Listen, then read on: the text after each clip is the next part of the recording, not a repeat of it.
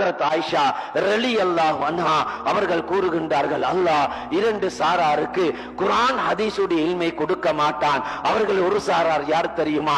வெட்கப்படக்கூடியவர்கள். மார்க்கத்தை படிப்பதற்கு நாங்கள் வயதில் முதிர்ந்து விட்டோம், எனவே எங்களுக்கு சிறிய ஆலிம்களிடத்திலே சிறிய ஆலிமாக்களிடத்திலே மார்க்கத்தை படிக்க முடியாது என்று வெட்கப்படக்கூடியவர்கள் அல்லது பட்டதாரிகளாக மாறிவிட்டார்கள். ஃபாத்திஹா சூரத்தை கூட திருத்தமாக ஓத தெரியாது எத்தனையோ பட்டதாரிகள் இருக்கின்றார்கள். இவர் நினைக்கின்றார்கள் தன்னுடைய பட்ட படிப்பின் மூலமாக நாம் உலகத்திலே கண்ணியமாக இருக்கிறோம், நாங்கள் ஒரு ஆலிமிடத்திலே போய் எங்களுடைய ஃபாத்திஹாவை திருத்துவதா என்று நினைக்கின்றார்கள்.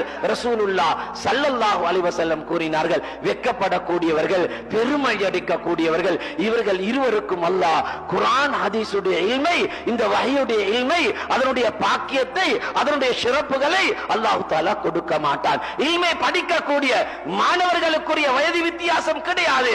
50 வயதை தாண்டினாலும் நாம் குர்ஆனை திருத்தமாக ஓதுவதற்கு பயிற்சி எடுக்க வேண்டும், ஃபாத்திஹாவை திருத்திக் கொள்ள வேண்டும், அத்தஹியாத்தை திருத்திக் கொள்ள வேண்டும். ஹஜ்ரத் ஷாஃபி ரஹிமஹுல்லாஹ் அவர்கள் கூறுகின்றார்கள், ஃபாத்திஹா சூராவிலே 157 எழுத்துகள் இருக்கிறது.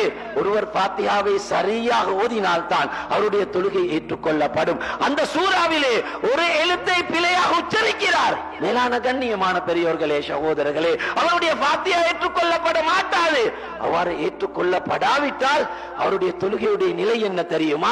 அந்த தொழுகையை அல்லாஹ் தஆலா ஏற்றுக்கொள்ள மாட்டான். நபி ஸல்லல்லாஹு அலைஹி வஸல்லம் ஒரு ஹதீஸிலே கூறினார்கள், லா ஸலாத்த லிமன் லம் யக்ரா பிஃபாத்திஹத்தில் கிதாப். யார் ஃபாத்திஹாவுடைய சூரத்தை சரியாக ஓதவில்லையோ அவருடைய தொழுகை அல்லாஹ் ஏற்றுக்கொள்ள மாட்டான், ஒப்புக்கொள்ள மாட்டான் என்பதாக அன்பு நபி அவர்கள் சொல்லி இருக்கிறார்கள். எனவே மேலான கண்ணியமான பெரியோர்களே, சகோதரர்களே, நாம் எல்லோரும் குர்ஆனை திருத்தமாக ஓத வேண்டும், அழகாக ஓத வேண்டும், அழகான துணியில் ஓத வேண்டும். ரசூலுல்லாஹ் ஸல்லல்லாஹு அலைஹி வஸல்லம் புகாரியிலே வரக்கூடிய ஹதீஸ், அன்பு நபி அவர்கள் சொன்னார்கள், லைஸ மின்னா மல்லம் யதகன்ன பில் குர்ஆன். குர்ஆனை அழகான துணியில் ஓதாதவர்கள் எம்மை சார்ந்தவர்கள் அல்ல என்பதாக அன்பு நபி அவர்கள் சொல்லி இருக்கிறார்கள். என்றால் நாம் எல்லோரும் கவலைப்பட வேண்டும். அல்லாஹ்வுடைய கலாம், அந்த கலாமுக்கு நாம் எந்த அளவு நாங்கள் நேரத்தை ஒதுக்குகின்றோம், எந்த அளவுக்கு குர்ஆனை ஓதுகின்றோம். சிலருக்கு குர்ஆனை ஓதவே தெரியாது, அதை பற்றி எந்த கவலையும் கிடையாது.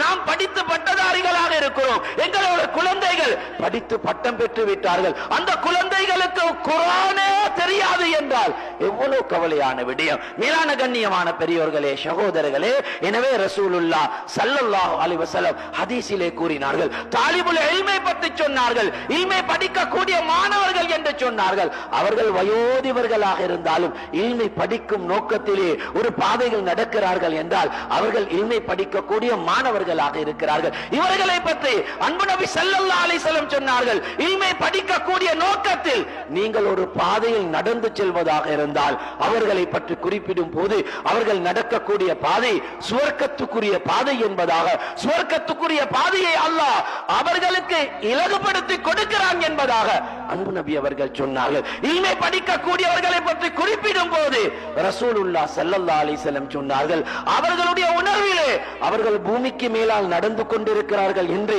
அவர்கள் உணர்ந்தாலும் கூட அவர்களை எந்த அளவுக்கு அல்லாஹ் தஆலா கண்ணியப்படுத்துகின்றான் என்றால் மலக்குமார்களுடைய இறக்கைக்கு மேலால் நடக்கக்கூடிய பாக்கியத்தை அல்லாஹ் தஆலா அவர்களுக்கு கொடுக்கிறான். உலகத்திலே இருக்கக்கூடிய விஷஜந்துக்கள் கூட, கடலிலே இருக்கக்கூடிய மீனினங்கள் கூட யாருக்காக வேண்டி துஆ செய்கின்றது தெரியுமா?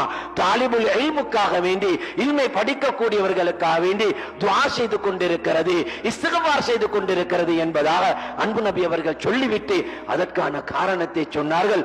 ரிலன் பிமா யஸ்னா என்பதாக சொன்னார்கள். அவர்கள் செய்யக்கூடிய செயலை அல்லாஹ் பொருந்திக் கொண்டு விட்டான். அதனால் அல்லாஹ் உலகத்திலே இருக்கக்கூடிய எல்லா வஸ்துக்களுக்கும், எல்லா படைப்புகளும் அவருக்கு துஆ செய்யக்கூடிய ஒரு சந்தர்ப்பத்தை அல்லாஹ் உருவாக்கி கொடுக்கிறான் என்பதாக அன்பு நபி அவர்கள் சொல்லி இருக்கிறார்.